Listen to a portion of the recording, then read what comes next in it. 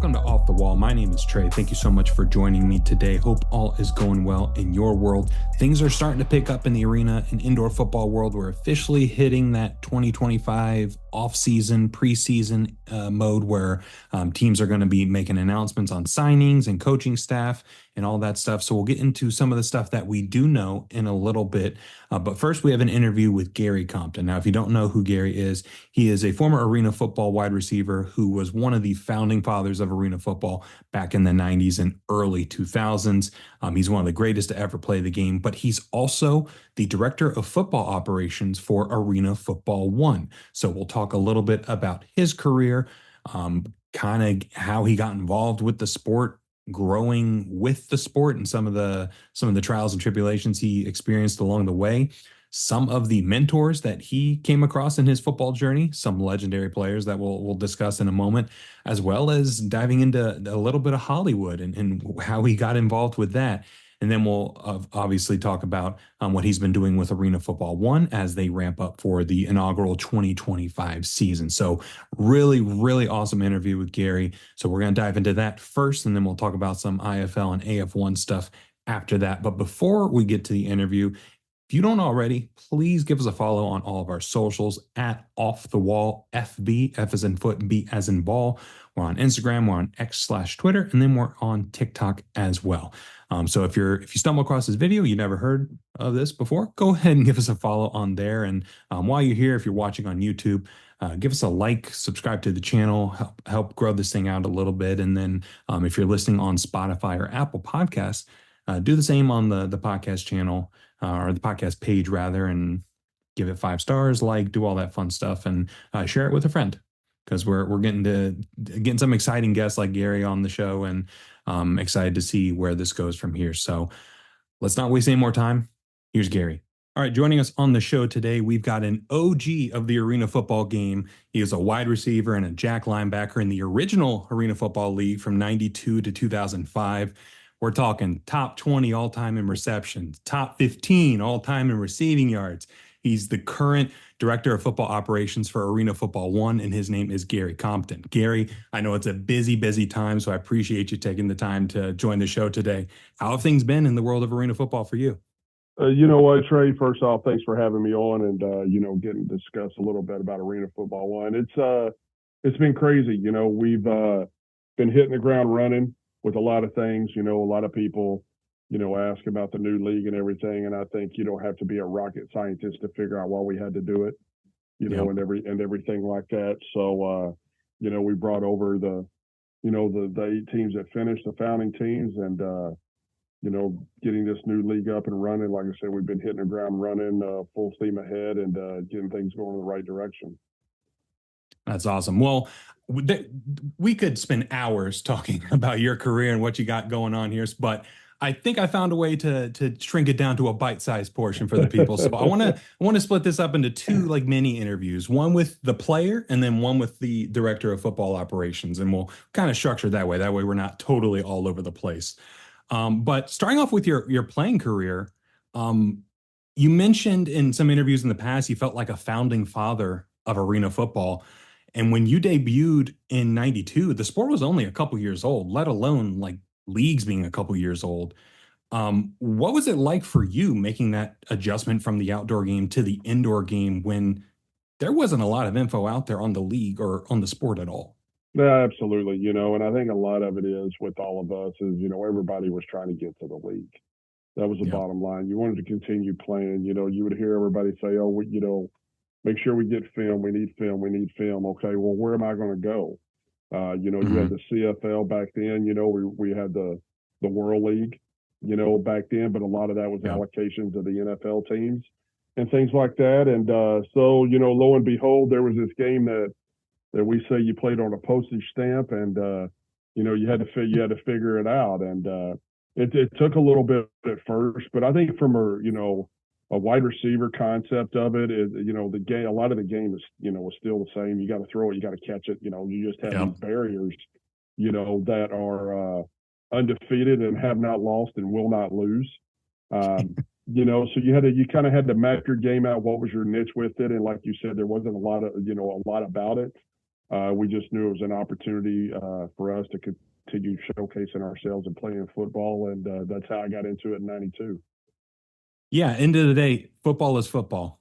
Just some things change, but like you said, you still got to throw, you still got to run, you still got to cross the end zone with the ball in your hands. Like it doesn't change that much. And players nowadays, they can find games on like arena games from 92, 99, 2004 on YouTube like that, but that wasn't necessarily the case. What was your first exposure to arena football? Well, my first exposure was my first practice.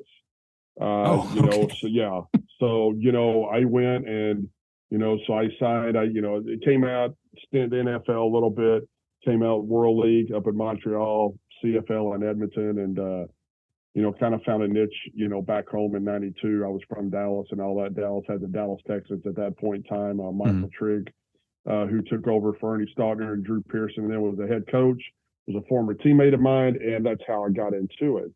Like I said, I just wanted to play, but you had to learn. You had to learn the game pretty fast, and if you didn't learn the game pretty fast, the game was going to teach you how fast you had to learn it. So we Yeah. just got out. Just started playing. With all that kind of learning a little bit more about it, and the rules. The rules, were obviously different. Nowadays, I mean, we know it all like the back of our hands, but back then, Yeah. ball off a net, ball hits the ground, ball hits a wall. Throw the ball off the net, it's live.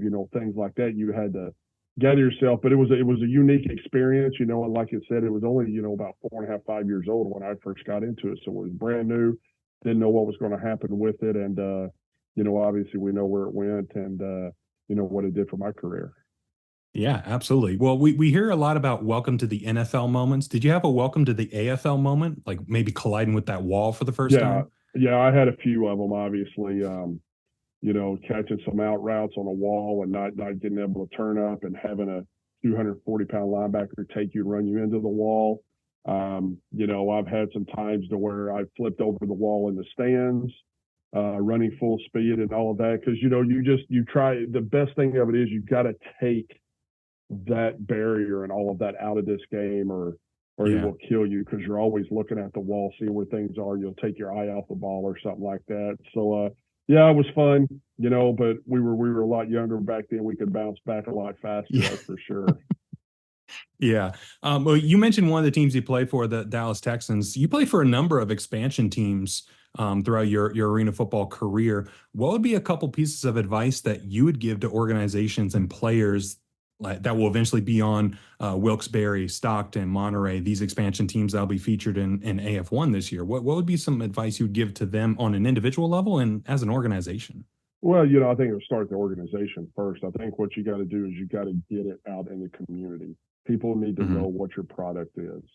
People need to know what your brand is.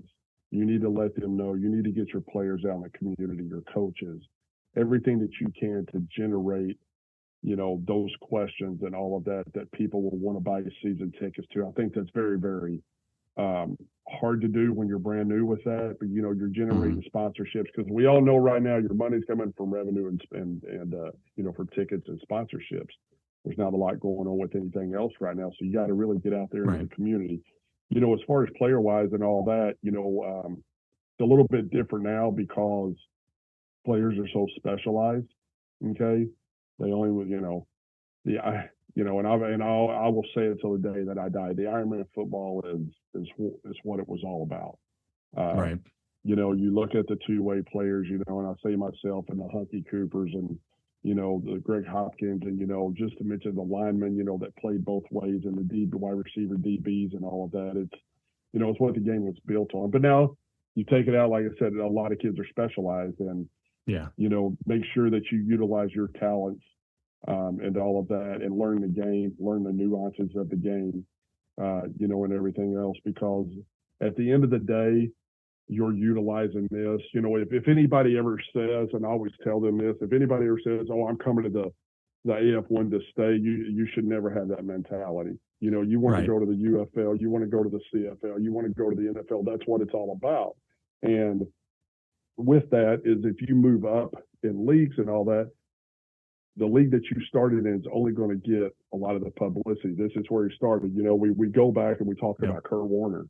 way back in the day with it, and the movie that was done and everything else, and the arena football in it. You talk about a Rodney Gaston when he played at Portland, went on to Yeah. play with the Dolphins, and a lot of people forget about that. And, just make sure that, when you get there and whatever your dream is set to be, make sure that you do everything you can to conquer that.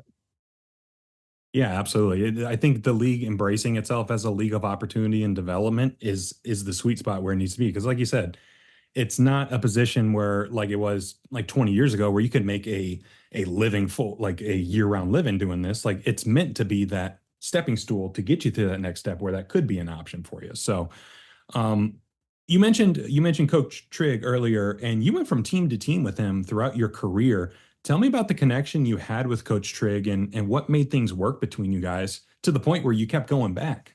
Right. Well, obviously Coach Trigg was a teammate of mine as well. I know that sounds crazy as we sit here and talk, but Yeah. he was one of my college quarterbacks. And, the guy was signal caller in AFL when he was 25, 26 years old.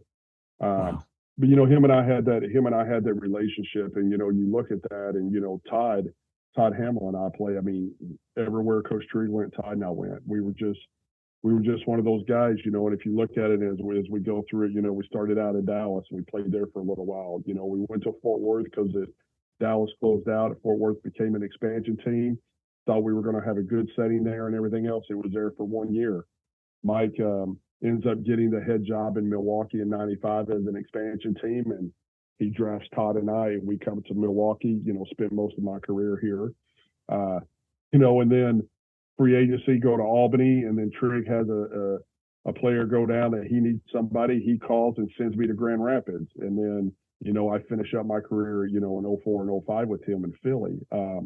But I think it's just a connection that he had. He knew what I brought to the table, and with a lot of coaches, and you look at coaches in the NFL Mhm. when they take over a program, they bring in an older player because they know that culture, they know what they want. That Right. person becomes that coach and that teacher out on the field. And I think that's, something that, Todd and I were able to do with that. And, it just wasn't him and I, was a few others, that traveled around with him. But, I got Mhm. much respect for Mike, and everything. He's a, dear friend of mine, was a great coach and all of that. And, I'm just glad that he allowed me to, start my career in that, AFL back in the early 90s. Yeah, yeah, absolutely. Well, not to be too back in my day about this, but what are some things you miss from when you were playing that you think is missing from today's game? Well, first of all, I'm going to tell you it's Ironman football. That's, Yeah. I want to be honest with it. I think that's the way it was because you had to be so strategic in how you did your players, how you started them, how you played them, and Right. everything else. Because if not, at some point in time, that player gets burned. You have a mismatch with all of that. The other thing that I think that we miss is the regional markets. You look at back in the Mm, day, Iowa, Chicago, Milwaukee, Grand Rapids, boom. You had Arizona, San Jose. You know what I mean? Everybody yeah. had their own group. When you'd play in that market, you'd play 6, 7, 8 games in there, and then we go out of conference and all of that. But it created rivalries. Fans Yeah. could travel to those games. I'll never forget when we were up in Iowa in the playing Curtin in. We recommended that a lot of our fans come and sit behind our bench because what they would do is they would take skillets and hammers and they would sit behind the bench and they would bang these iron skillets and hammers for 4 quarters, and it's just complete deafening. Oh So my you God. wanted, yeah, so you wanted to make sure that you had your fans at least behind, so you could have some sort of uh, you know, not be, insane during the game. But I think Yeah, no kidding. I think that's a lot of it too. Will we get there? We will. And it's happened before, but I think that's the biggest thing. I think the regional part of it and having rivalries, that's what you want. When you looked at last Yeah. year, you kind of had, the biggest one, if you look at it, you kind of had that Albany Orlando rivalry. Hmm. Part of it is because two great teams and all that, but those are well-known names. Those are well-known Yep. markets. People want to see that. And that's what we want to, that's what we want to get back to, and get the enjoyment and excitement back to the fans and all that, and let them enjoy it.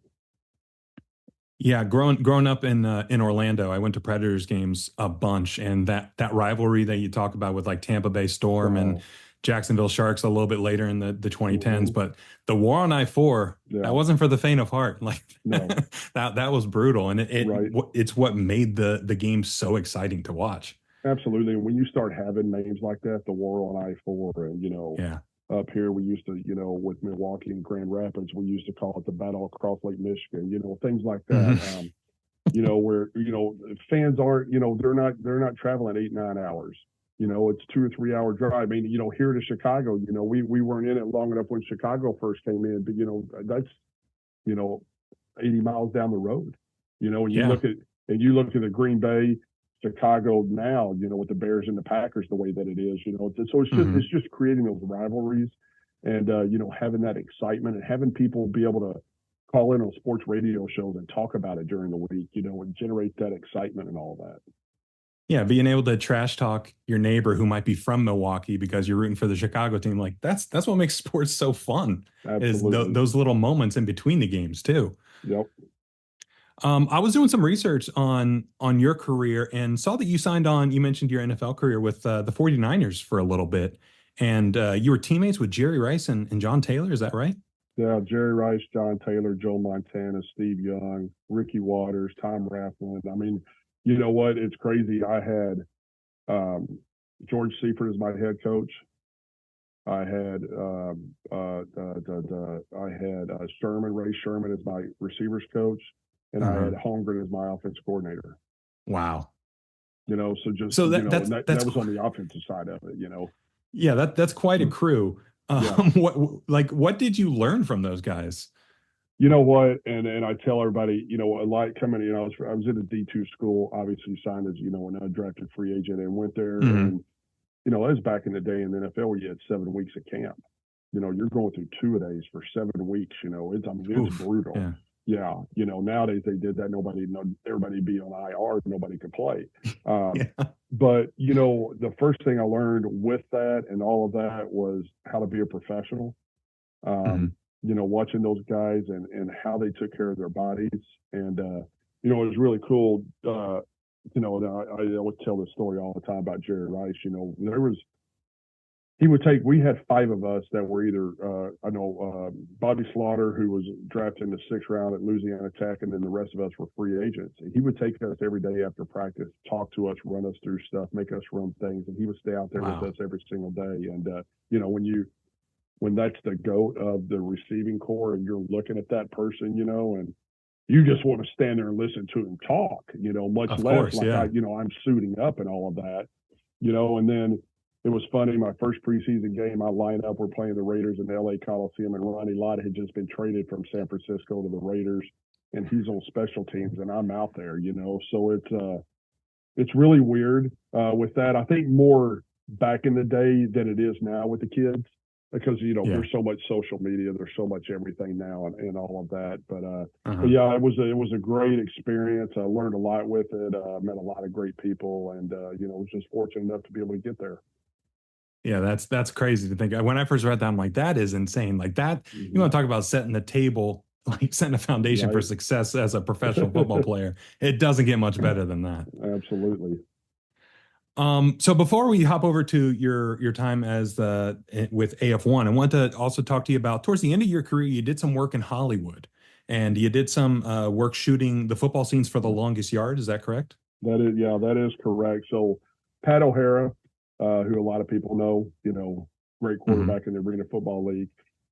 Pat had been in the Water Boy any given Sunday, and Uh-huh. this was back, we're going to start dating ourselves here, but back in the 2000s, where they started shooting all these football movies. Well, they Uh-huh. needed players to be able to be extras and all of that, but they were shooting them during the late end of the summer into the fall. You couldn't get NFL guys, you couldn't get Right. CFL guys, you couldn't get anything like that because they were all playing. And Pat had a great contact, and so a lot of us arena guys, they were in multiple movies. But yeah, I was fortunate enough to be in The Longest Yard. and everything. And it was a great opportunity. Again, you think about Adam saying, you think about all the stars that are in that now. Yeah. But there were so many guys, back Daryl Hammond was in there with me. I'm just trying to think, a lot of the guys, that we played arena football with that were there as stunt doubles too for those guys. So yeah, it was very unique, very interesting. Spent about 5 months in LA, shooting a movie, and it was a great opportunity. Are there scenes where you watch it back, you're like, oh, there I am. Yeah, you can. I'm the guy running that. Yeah, you can actually see it. Have you watched the movie a lot? It's been a while, but Been a yeah, I've seen while. it a couple So times. the opening kickoff where they kick off and you see a guy go down and he drop kicks two guards. I'm one Yeah. of those. I'm one of those guys. And then there's a couple scenes at halftime. I'm wearing a visor with eye black. I'm the only guy that's doing it because I wanted to set myself apart in the movie. I could always show people and all of that. Yeah. For this then conversation. yeah, exactly. And then your name gets up on the credits, and everything at the end of it. And it's funny because when we did all of that, we had to become a member of SAG. Okay, out there in California. And it's funny you said that. I'm still getting royalties off of it. It's not much anymore, but I just got like a $10 check today in the mail. And Let's you're talking, go. but you're talking 22 years later, Yeah. from that and everything. But it was funny. I'll catch it on TV or show it to other people and everything, and they think it's the coolest thing in the world. To me, it's just, hey, it's part of what I did, and everything else. But it is pretty cool to be able to hang out in Hollywood with all those people that were in that movie and everything. That's incredible. That's such an awesome story. So flipping over to what you've been doing lately with the AF1, you mentioned in an interview on Shady Sports that you got a phone call from Jerry Kurz to get back involved with arena football earlier this year. How did that all fall into place, and what did that conversation look like? So we all know about we call them a dynamic duo. Okay, how horrible it was when this league started. Yeah. And when you hear arena football, it holds a special place into my heart, like I said, from our discussion earlier, and the time that I put in and, coached in it even after I retired and all of that. And so they needed help. And the first order of business was they needed to find a commissioner with what they could do to have some stability. So they named Jeff Fisher as the interim commissioner. Okay. And then they needed to find some people that knew the football side of it. And so I'm sitting at home, and Jerry Kurz, who's the founding father, as I say, of arena football, has gone, we're talking 40 years with it, way back in the day with Foster when it first started. And Jerry was commissioner of the league when I played, and I've known Jerry for 30 years through it and all of that. And my phone rings and it says Jerry Kurz on it. And I'm like, And so I answer it. We talk a little bit, would you be interested in coming on board? Man, I don't know. This is a lot, but he's one of the few people I trust in arena football. And for people that don't know arena football and a lot of things, there are a lot of untrustworthy people. We know that and all of that. But I said, why not? Let's make it happen. And you know what? We were able to keep our head above water. We got the Arena Bowl done, and brawling the mall. We got that off.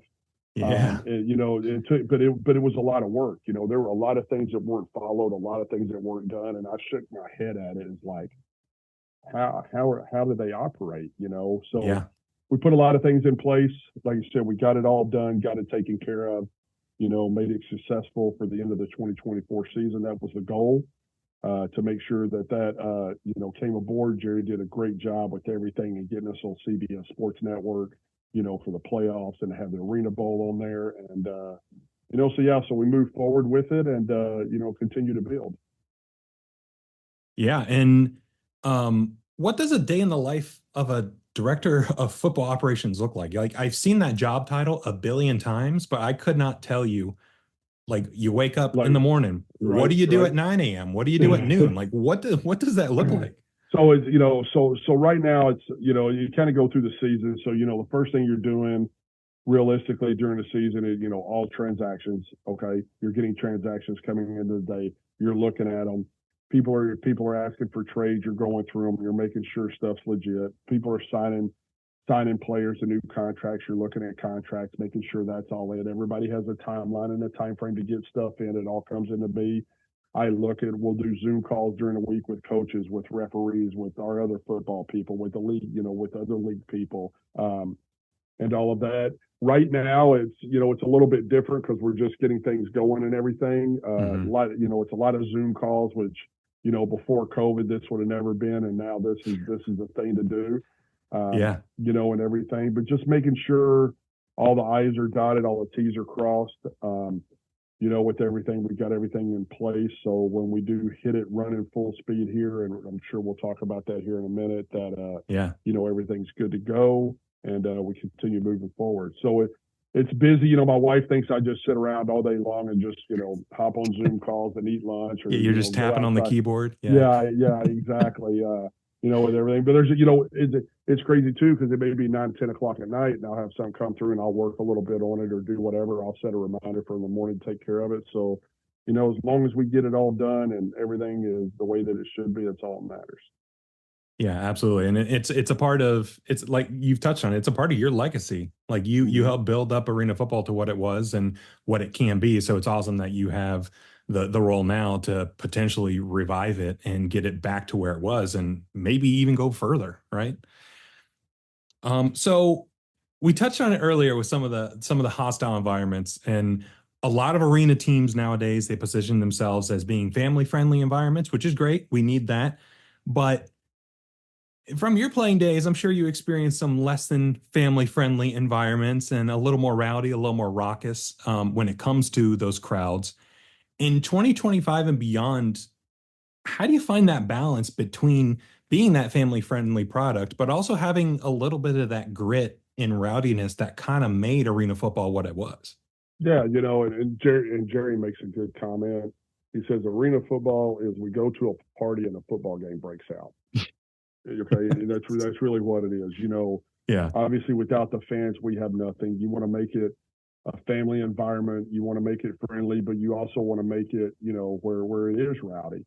And I think that's where a lot of them have beer gardens in the end zones and things like that. People love to be up close into the action, and everything else. So a lot of teams do very unique things, with that and how they set up, different things. But again, you're going to have mom, dad, brother, sister, whoever that are going to be in the stands. They come to just, brought the family to watch a game, and you got YMCA going on, and you got different activities going on in between quarters. You have Kiss Cam now. You have so many different things that interact, with fans and make it enjoyable for them. But you still have the nitty gritty, the ruckus crowd, like you said, the old Orlando crowd, the Tampa crowds, and things like that love their hometown. They love their football, and any chance they get, they're going to let opposing teams know about it. Yeah. Orlando Predators home games on Friday nights. That was a real coming of age experience for 12 to 15-year-old Trey. I'll just say that I learned a lot. I learned a lot out there. One of the more notable things for me in arena football last season was there seemed to be like a lack of parity and competitive balance at times. And it was pretty obvious pretty quickly that there was going to be a couple teams that were probably going to be who we're talking about at the end of the year. What are some things that the AF1 will be doing differently in 2025 to ensure a little bit more of that competitive balance across the league? Yeah, I think with any of that, when you have, and you talked about that, and you got some coaches of those organizations, EJ Burt down in Orlando, Sed Walker, and up in Billings, and Dana Ware up in Orlando, or up in Albany, that have been around the game and know the game, and you had a couple coaches that were new to it and everything else, and it is different, I think one of the good things that we'll do is we're going to have free agency kicking up here pretty quickly, for our teams and everything to be able to get out and be able to start signing players and start evaluating players. You take a lot of players that played in this game last year that will not get signed back by their team. That's going to allow other teams to sign those players that have experience. I think it's very, very hard in this game to be successful when you have a full rookie team, just because of the learning curve with the way it is and the culture that you're trying to build. So, coaches have to be very, very strategic in who am I going to bring in at what positions? What are the key positions I need for the leadership role? What type of player do I need to bring in there? How can I utilize that? So when we go to war for those 12, 14, 16 weeks or whatever, I've got a team that's ready to go. So, like I said, we're going to kick up free agency pretty quickly. They're going to start signing players and everything. And I'm sure a lot of coaches have done a lot of evaluations already with a lot of Right. guys. And, it's exciting. It's going to be a new year, new regime, with the AF1 and everything. And we look forward to it. Yeah, you got to find some of those veteran guys like a Gary Compton, so to speak, some of those guys that can instill some culture, right? Absolutely. And I think that's key to any program. I don't care where they're, I coached high school for so many years and, pro ball and everything. You got to build a culture for your program to be successful. Right. And I always tell everybody I'd run through a wall for the guy down in Detroit. He just, I listen to him. He's so blue collar and, and I watch them play and they take on the persona of their coach. And I think that's what you want as a coach. You want your team to take on that persona of what you built. In the era of like this NIL era of college athletics that we're currently in, what are some ways that Arena Football One and its teams can help players maximize their value off the field in addition to on the field? Because if we're just being honest, the game day pay, it's better than some leagues, but it's not a lot. What are some things that the league and the teams will be doing to kind of help support those players with some of the off the field stuff that can help them out?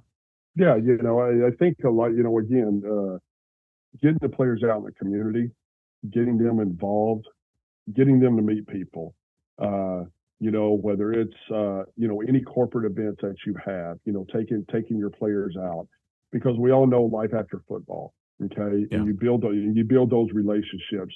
Every team would love to be able to have a core group of their players stay in that market during the off season.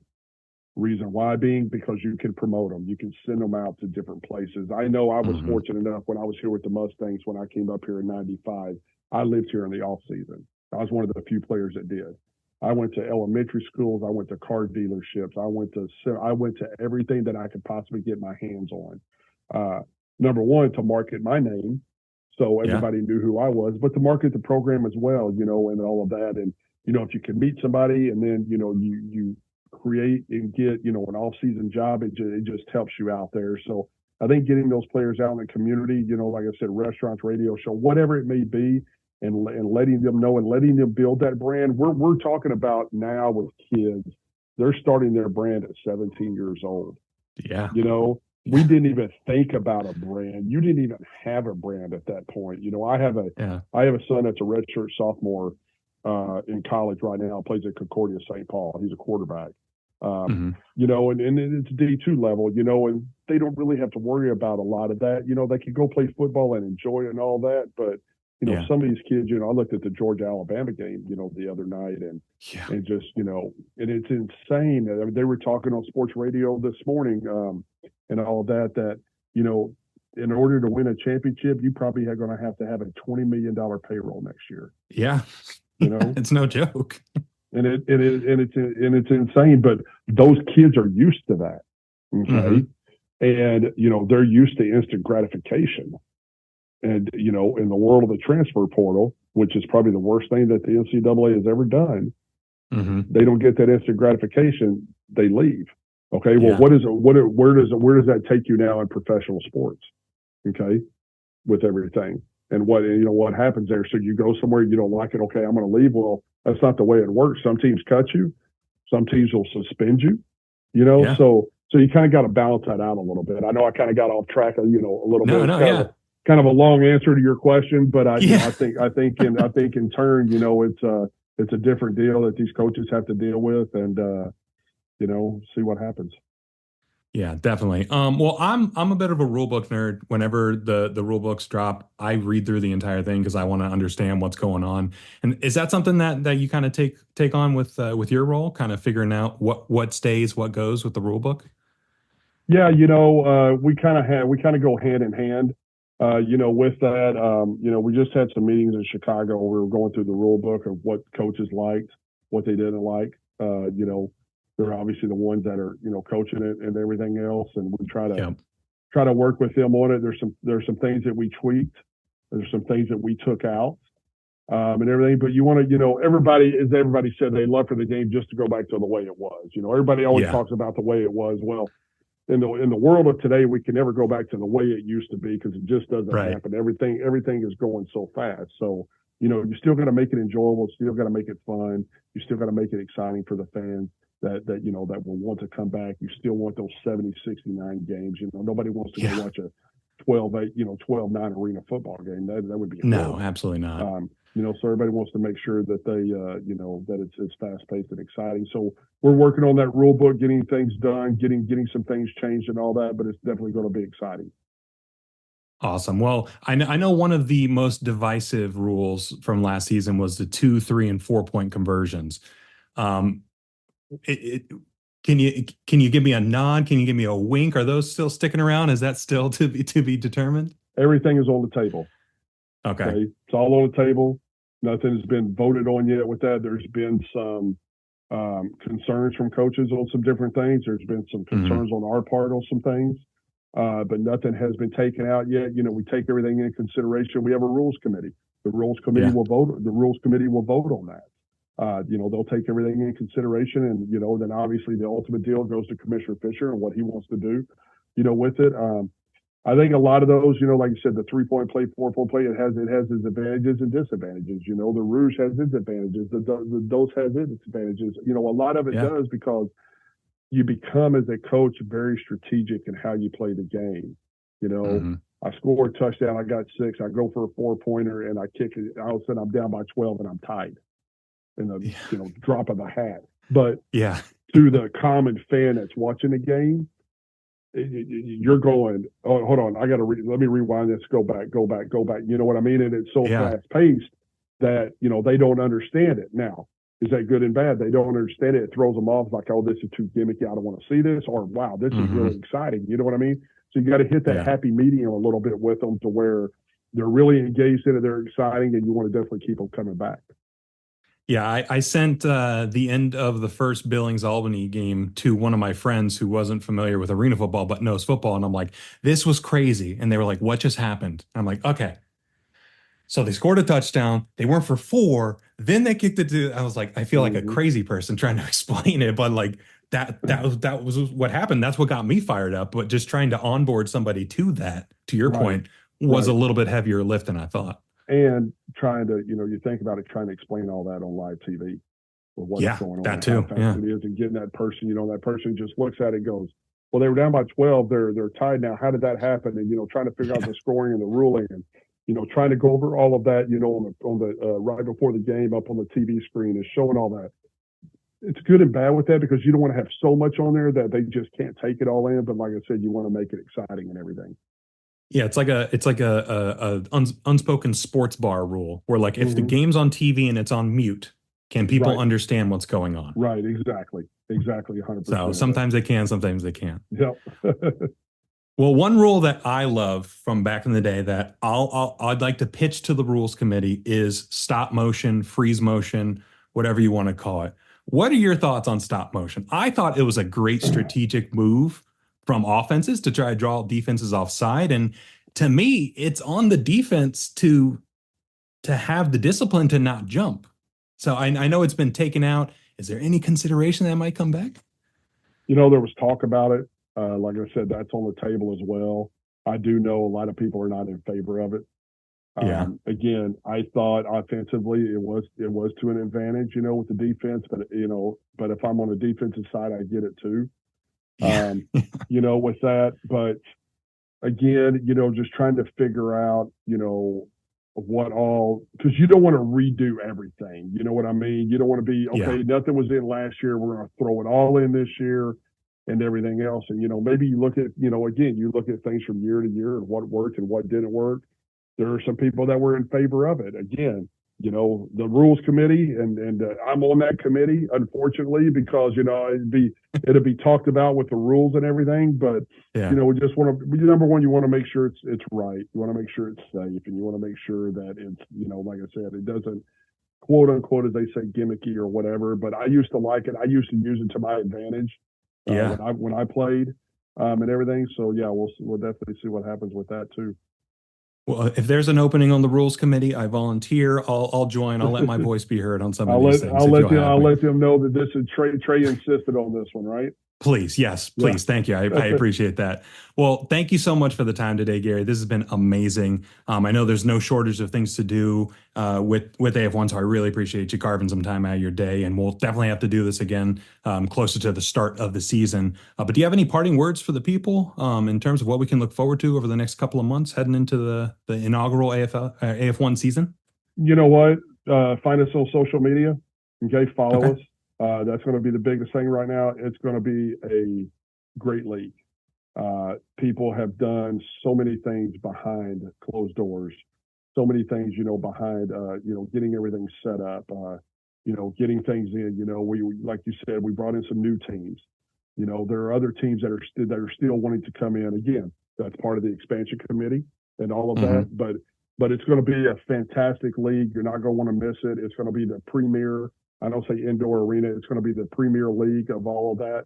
And Let's go. everything. There's a lot of great people behind it. There's a lot of people that know what's going on. And I know, as I tell my coaches, yeah, you have to resell yourself again because people look at it. But when people start looking at it and knowing who's behind it and what's going on, and even you look at it right now for what we've already done with AFU in Chicago last week and bringing all these teams in and, showing them how to run a team, how to run a business. We're way above where they were at last year. And like I said, I just think it's going to be fantastic. Yeah, it's going to take some time to get there, but you guys have the right pieces in place to get it there. So awesome. Yeah, I'll have the links to those socials in the comment section or the description of the YouTube and Spotify and Apple Podcasts and all that stuff. So if you're listening, watching, right below, go ahead and click on them and give them a follow if you don't already. So Gary, appreciate the time, and we'll talk soon. Okay. Anytime, Trey, anything you need, let me know. Big thanks again to Gary for joining the show and talking about his career and what he's been doing with AF1. And big thanks to AF1 for helping set that up. So if you don't already, go give them a follow. And they've got some exciting things coming up, including free agency, which we'll talk about in just a moment. Towards the end of September, AF1 announced that free agency would kick off on October 1st. And October 1st came, and not a lot of things were announced, but in the talks we had with Gary and both on and off camera, he mentioned how they're taking the contracts and stuff very seriously, and they're making sure they do things the right way. So I'm not surprised that there weren't any big splash announcements made on the very first day. They want to make sure all the T's are crossed, all the I's are dotted, all that stuff. But I would expect a lot of announcements to come through the end of this week on the individual team socials as well as the AF1 league socials as well. So another reason to be following along with them and following along with Off the Wall too, because we'll be retweeting some of that stuff and giving some of my hot takes, mild takes, and the ones in between on all of these things. But some news that we do know involves the IFL. So we have some coaching announcements, some coaching staff updates, as well as a couple player announcements that have been made public and are available on the transactions page on the IFL website. So let's dive into some of those. So starting off with the Bay Area Panthers. A few weeks back, we talked about Coach Moss and Coach Windsor going over from the Northern Arizona Wranglers over to the Bay Area Panthers, and you kind of got the feeling that quarterback Josh Jones would probably follow them to Bay Area, and that's exactly what happened. Earlier this week, Josh Jones, who was the IFL Offensive Rookie of the Year in 2024, signed with Bay Area, and Bay Area announced it and put it all over their socials. So Bay Area is continuing to do the thing where they have a stellar coaching staff, and they off to a great start when it comes to the roster and building around Josh Jones, who played really, really well last year, is a great start. If they're able to replicate some of that success they had with Josh Jones in Northern Arizona, while also adding a run game that Bay Area typically is known for having, Bay Area again could be a very dangerous team in a very loaded Western Conference, and they're going to be competitive. Would not be surprised to see them in the 1 or 2 spot again this upcoming season. And the reason why Bay Area had an opening at offensive coordinator was because their offensive coordinator from last season got a head coaching job with Fisher's Freight. So Dixie Wooten went over to Fisher's Freight. It's going to be the first head coach in franchise history, and they recently announced their entire staff. So offensive coordinator is going to be Dixie Wooten III. Yes, he is related to the head coach. He is the son of the head coach. Last season, Dixie III was the offensive line coach for Bay Area with Dixie when he was the offensive coordinator. defensive coordinator is Chuck Miller. He was the defensive line coach for Bay Area in 2024. So Dixie brought over a couple guys that were on the Bay Area staff last season, some folks that he has some familiarity with. It'll be Dixie the third's first time as an offensive coordinator, but it'll be the second time that Chuck Miller is going to be a defensive coordinator. He was a defensive coordinator for the Iowa Barnstormers in 2019. Things went pretty well for that team when he was calling the shots there. So good to see him get another shot and kind of pairing back up with Dixie Wooten. But the surprise announcement for the team was the special teams and defensive backs coach is going to be Matt Elam. Matt Elam spent last season as a defensive back for the Massachusetts Pirates, going all the way to the IFL National Championship game, which we know what happened there. But he played really well with the Pirates over the year, and he was a great leader on and off the field for that franchise. And it was a little bit surprising because it kind of happened quietly, and he stepped right into a coaching role. So he's going to be coaching the defensive backs and the special teams for the Fishers Freight. So going to be interesting to see what they can do. But Fishers Freight has a really solid staff in their first expansion year as a team. And then Northern Arizona, they needed a whole new coaching staff when Coach Moss and Coach Windsor went over to Bay Area. And so they brought in some folks with a lot of experience. And starting with head coach, they brought in Ron James. He just has a wealth of experience coaching arena football. You look at where he's gone. He's coached Las Vegas Gladiators, the Utah Blaze, the Pittsburgh Power, the Portland Steel, the Tampa Bay Storm, the Atlantic City Blackjacks.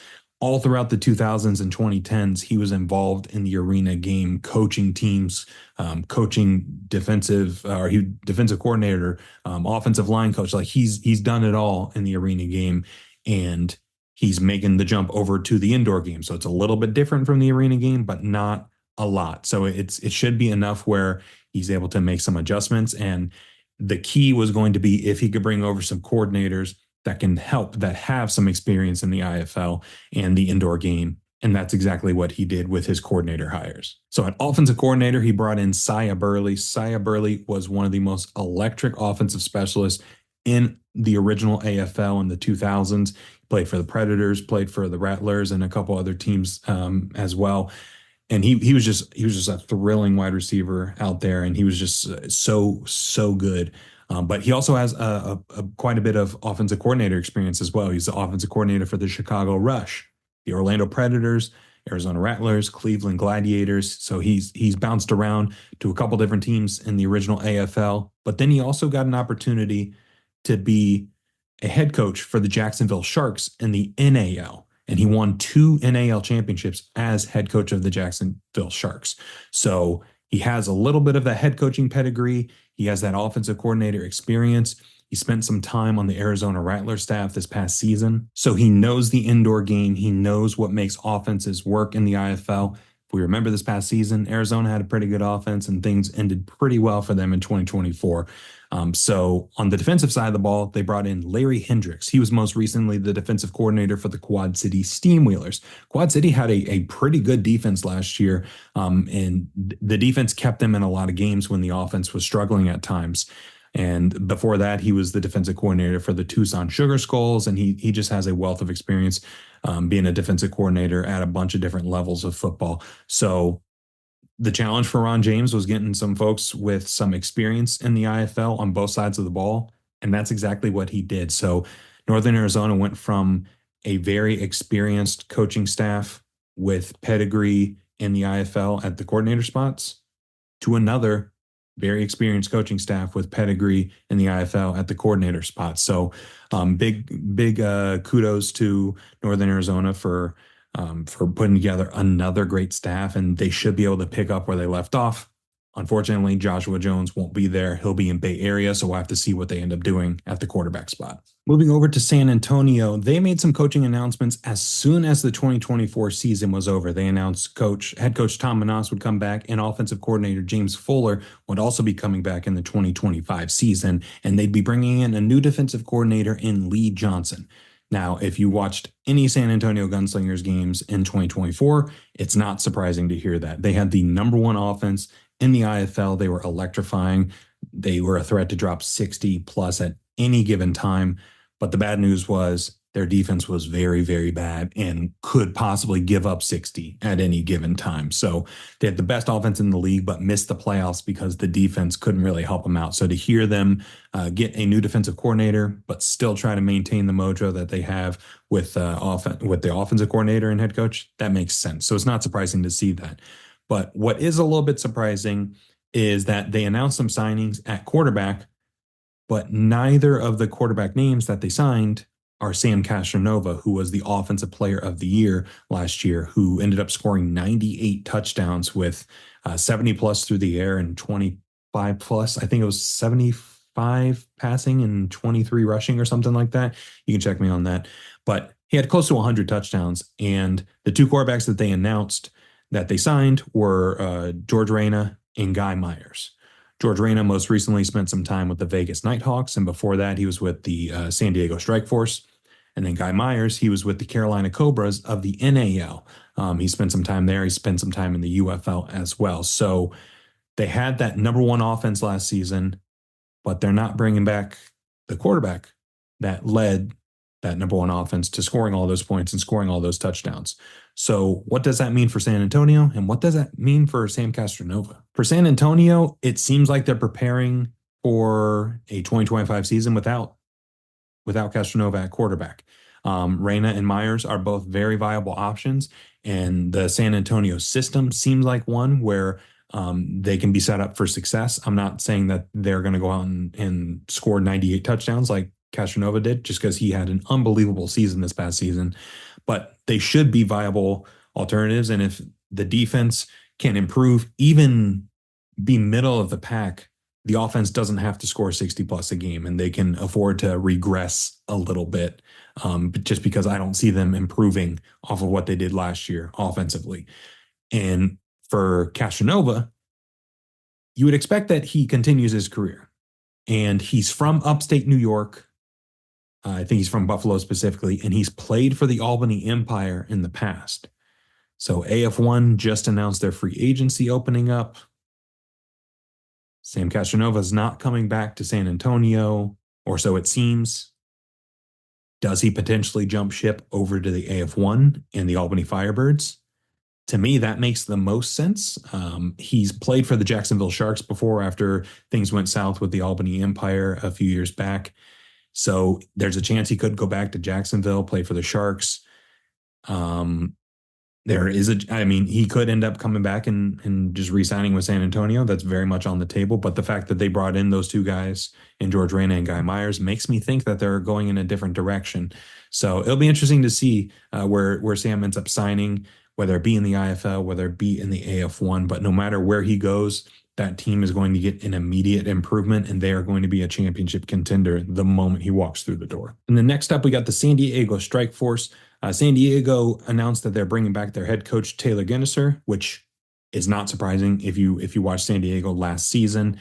Dramatic improvement on defense last year. They were still very explosive on offense.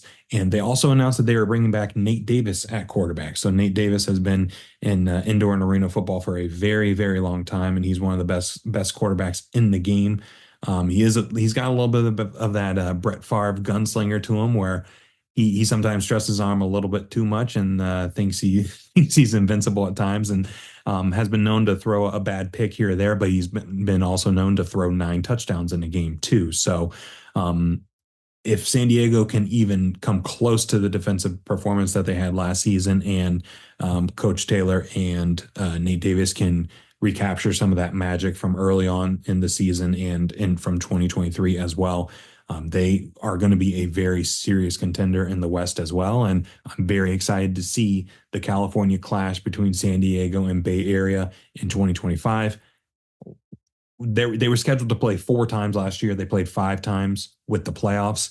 Will they go 4 times again this year?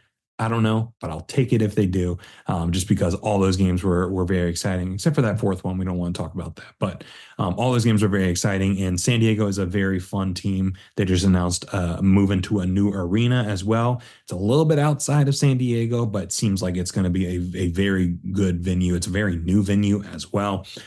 So San Diego's in a really good spot, and we'll see how they build the team from here around Nate Davis. And yeah, very, very excited to see the core of the head coach and the quarterback coming back. And then the last one wasn't officially announced on social, but was listed on the transaction page on the IFL's website, goifl.com.